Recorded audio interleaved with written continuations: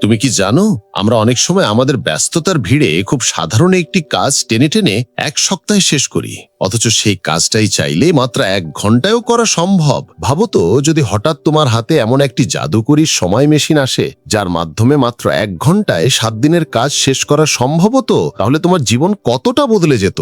আসলে এখানে কোনো জাদুর বিষয় নেই, এটি হলো ডিপ ফোকাস, স্মার্ট প্ল্যানিং এবং টাইম ম্যানেজমেন্টের শক্তি। যেমন মাঝে মাঝে আমরা কোনো কাজে এতটাই মগ্ন হয়ে যাই যে ঘন্টার পর ঘন্টা কেটে গেলেও আমাদের হুঁশ থাকে না। মনে হয় কিছুক্ষণ আগেই তো কাজটা শুরু করেছিলাম, কিন্তু যখন ঘড়ির কাঁটার দিকে তাকাই তখন অবাক না হয়ে পারা যায় না। তবে এমনটা কিন্তু সবসময় আমাদের সাথে হয় না। তো আজকের ভিডিওতে আমি তোমাদের সঙ্গে এমন এক গোপন ফর্মুলা শেয়ার করব, যেটা ব্যবহার করলে তুমি মাত্র 60 মিনিটেই 7 দিনের কাজ শেষ করতে পারবে। হ্যাঁ, এত বছর ধরেই যে কাজগুলো করতে পারোনি সেগুলো এখন খুব সহজেই করতে পারবে। জানলে অবাক হবে, আলবার্ট আইনস্টাইন 10 বছর ধরে একটি প্রজেক্টে কাজ করছিলেন, কিন্তু তা শেষ করতে পারছিলেন না। তার ব্রেন ঠিকমতো কাজ করছিল না। দীর্ঘদিন চেষ্টা করার পরও যখন প্রজেক্ট শেষ হলো না, তখন তিনি অনেক বেশি হতাশ হয়ে পড়েছিলেন। একদিন তিনি প্রায় হার মেনে সবকিছু ছেড়ে দেওয়ার সিদ্ধান্ত নিলেন, কিন্তু অলৌকিকভাবে সেই দিনই তিনি এমন একটি ধারাবাহিকতায় প্রবেশ করলেন যার ফলে তার ব্রেন এক মুহূর্তের মধ্যেই একসাথে সক্রিয় হয়ে গেল, আর তাতেই তিনি জেনারেল রিলেটিভিটি সমাধান করতে সক্ষম হলেন। ঠিক একইভাবে রিশাদ ভাগনার অনেকদিন ধরে মিউজিকের উপরে কাজ করছিলেন, কিন্তু শেষ করতে পারছিলেন না।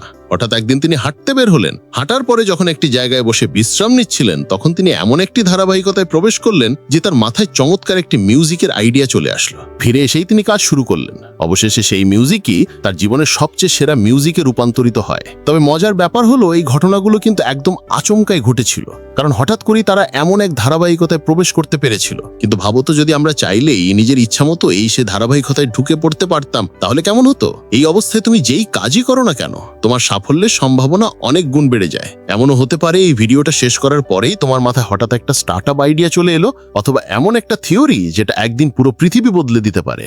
বিশ্বাস করো ভাই, এটা কোনো কল্পকাহিনী নয়। মানুষের জীবনে কখন, কোন মুহূর্তে, কোন পরিস্থিতিতে অবিশ্বাস্য কিছু ঘটে যাবে সেটা কেউই জানে না।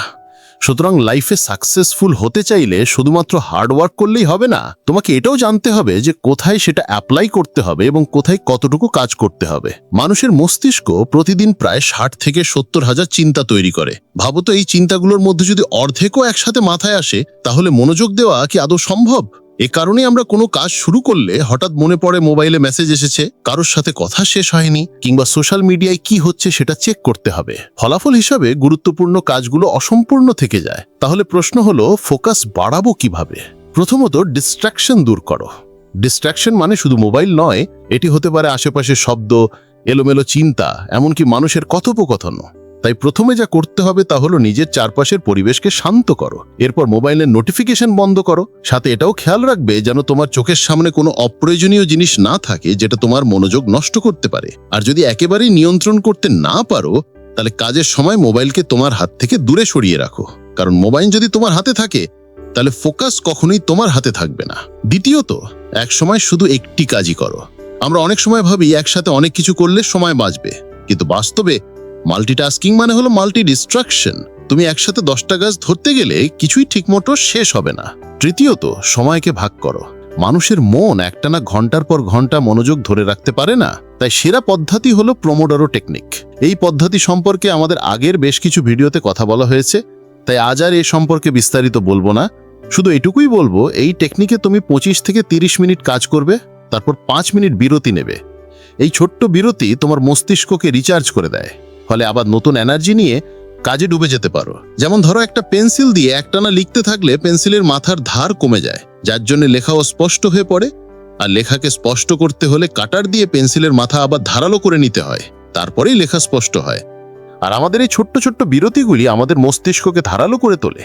আইজ্যাক নিউটন অনেকদিন ধরে ভাবছিলেন পৃথিবীতে জিনিসগুলো সবসময় নিচের দিকেই কেন পড়ে, কিন্তু তিনি যতই ভাবতে থাকেন ততই উত্তরটা যেন অধরাই থেকে যায়। একদিন তিনি বাগানে বসেছিলেন, হঠাৎ করে একটি আপেল গাছ থেকে পড়ে গেল, আর সেই সহজ দৈনন্দিন ঘটনাটাই তার চিন্তার দিগন্ত খুলে দিল। সেই মুহূর্তের অনুপ্রেরণাতেই তিনি আবিষ্কার করলেন মহাকাশ সূত্র, যে সূত্র একদিন পুরো পৃথিবীর বিজ্ঞানকে বদলে দিল। বছরের পর বছর চেষ্টার পর ঠিক সেই মুহূর্তের চিন্তাই তাকে বানিয়েছিল ইতিহাসের অন্যতম সেরা বিজ্ঞানী। আর্কিমিডিস রাজাকে প্রমাণ করতে চেয়েছিলেন সোনার মুকুট খাঁটি নাকি মিশ্র ধাতু দিয়ে বানানো, কিন্তু অনেক চেষ্টা করার পরেও কোনো উপায় খুঁজে পাচ্ছিলেন না। একদিন স্নান করতে গিয়ে দেখলেন পানি ছিটকে বাইরে চলে যাচ্ছে। হঠাৎ মাথায় আইডিয়া এলো, কোনো বস্তুর আয়তন মাপা যাবে পানির স্থনচ্যুতি দেখে। সেই আবিষ্কারই জন্ম নিল আর্কিমিডিসের বিখ্যাত সূত্র। রাউলিং তার জীবনে অনেক ব্যস্ততা দেখেছেন। একসময় নিঃস্ব অবস্থায় ছিলেন, এমনকি ডিপ্রেশনে ভুগেছিলেন। ট্রেনে বসে একদিন হঠাৎ মাথায় আসলো একটা জাদুকর ছেলের গল্প, যার নাম হবে হ্যারি পটার। তারপর সে আইডিয়া থেকে শুরু হলো লেখা, যা তাকে কোটি কোটি মানুষের অনুপ্রেরণায় পৃথিবীর অন্যতম ধনী লেখক বানালো। ফ্লেমিং ব্যাকটেরিয়া নিয়ে গবেষণা করছিলেন, কিন্তু কিছুতেই সঠিক সমাধান পাচ্ছিলেন না। একদিন ল্যাবরেটরিতে ফেরত এসে দেখলেন এক পেট্রি ডিশে সাজ পড়ে গেছে আর আশেপাশে ব্যাকটেরিয়া মরে গেছে। হঠাৎ সেই ঘটনার সূত্রেই জন্ম হলো পেনিসিলিন, যা লাখো মানুষের জীবন বাঁচিয়েছে। ল্যারি পেজ স্ট্যানফোর্ড বিশ্ববিদ্যালয়ে পড়াশোনা করেছিলেন। অনেক দিন ধরে ইন্টারনেটের বিশাল তথ্য কিভাবে সাজানো যায় তা নিয়ে ভাবছিলেন।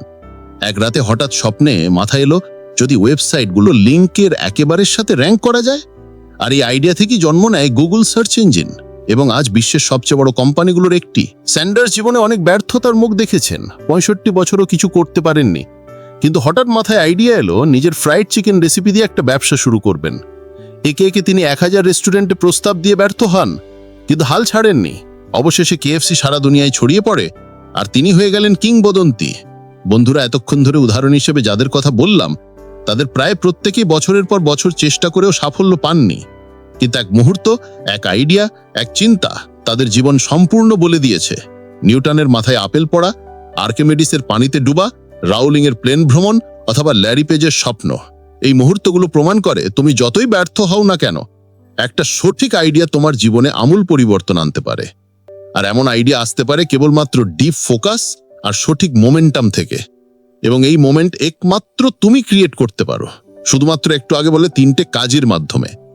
ডিস্ট্রাকশন দূর করা, একসাথে অনেকগুলো কাজ বা মাল্টিটাস্কিং না করা, এবং সর্বশেষ কাজ হলো সময়কে ছোট ছোট ভাগে ভাগ করা।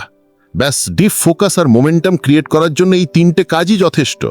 তবে মনে রেখো, ফোকাস রাতারাতি আসে না, এটা অভ্যাস দিয়ে গড়ে তুলতে হয়। তাই প্রতিদিন অন্তত 20 মিনিট পুরো মনোযোগ দিয়ে পড়াশোনা বা কাজ করো, আর আগামীকাল সেটা 30 মিনিটে নিয়ে যাও।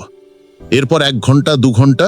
এবার ধীরে ধীরে তোমার ফোকাস বাড়তে থাকবে, আর কয়েক মাস পর দেখবে তুমি এমনভাবে কাজে ডুবে থাকতে পারছো, যেটা আগে সম্ভব হতো না। আশা করি আজকের এই ভিডিওতে বলা টেকনিকগুলো তুমি তোমার জীবনে প্র্যাকটিক্যালি প্রয়োগ করবে। আর একবার যদি এগুলো নিজের নিয়ন্ত্রণে আনতে পারো, তাহলে তোমাকে থামানোর মতো মানুষ পৃথিবীতে নেই। তাই আজ থেকেই শুরু করো, নিজের সময়ে মনোযোগ আর শক্তিকে নিজের নিয়ন্ত্রণে নিয়ে আসো। আর হ্যাঁ, চ্যানেলে নতুন হয়ে থাকো তাহলে সাবস্ক্রাইব করতে এবং বেল আইকনটা প্রেস করতে ভুলবে না, যাতে পরবর্তী মোটিভেশনাল ভিডিও নোটিফিকেশন সবার আগে তোমার কাছেই পৌঁছে যায়। আজকের মতো এখানেই বিদায় নিচ্ছি, দেখা হবে পরবর্তী ভিডিওতে। ততক্ষণ পর্যন্ত আমাদের সাথেই থাকো। Thanks for watching.